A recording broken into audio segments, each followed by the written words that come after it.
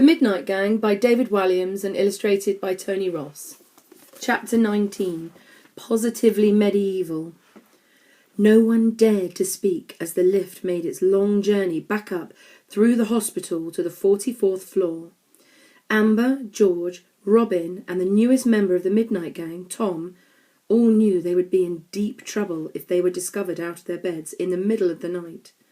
Eagerly, the four children watched the numbers of the floors go up from B for basement to G, 1, 2, 3. It was now the early hours of the morning. 4, 5, 6. Lord Funt Hospital was still and quiet. 7, 8, 9. The grown-up patients were all asleep. 10, 11, 12. A small staff of doctors and nurses were keeping watch over their patients during the night. 13, 14, 15. Bing!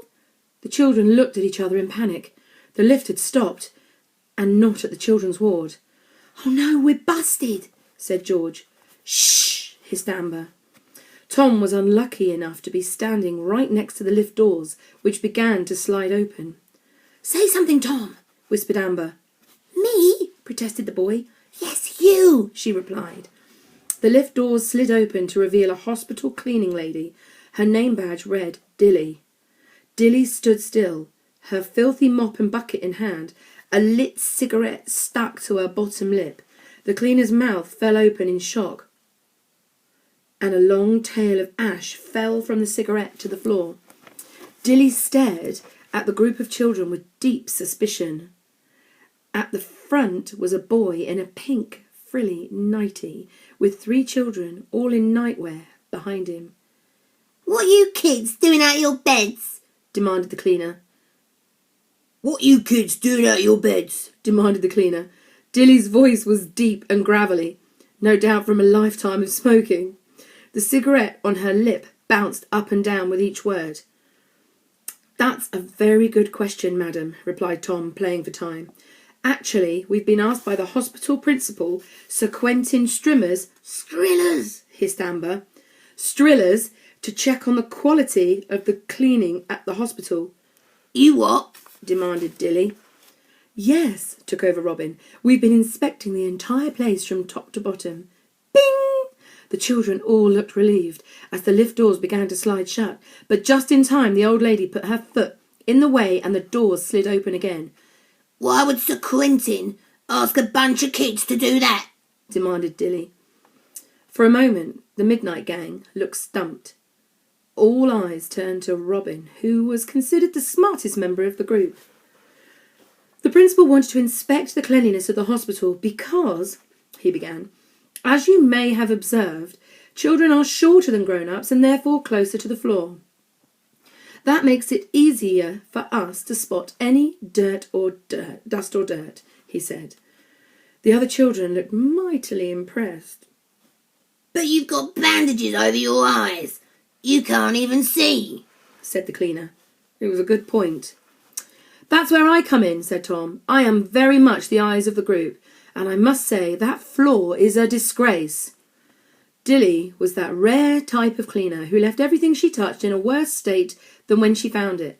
Indeed, she had been cleaning the floor with water that was black with dirt.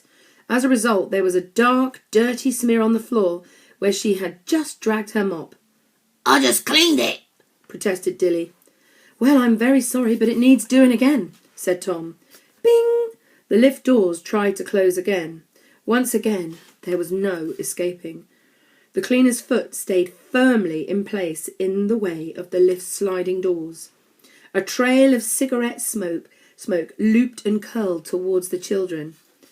"And I am the nose of the group," said Amber, "and I am sorry to say there is a toilet on the 7th floor that urgently needs cleaning."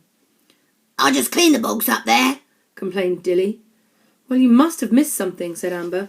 "Or someone's just been and deposited something positively medieval," added Robin. "Yes, because I can smell it from here," agreed Amber, wrinkling her nose at the supposed pong. "I can't smell nothing," remarked George. Tom knocked him with his hand to get him to be quiet. "Now, if you'll please remove your foot from the lift," began Tom. Our hospital inspection committee group thing has to be on its way. We don't want to have to report you to Sir Quentin Strillers, do we? The members of the gang all shook their heads and murmured. So if I were you, I would get that toilet on the 7th floor clean sharpish, snapped Amber. Yeah, of course, said the woman, removing her foot. Another ash tail dropped to the floor. And one last thing, Dilly, said Robin. Yeah? You should quit smoking.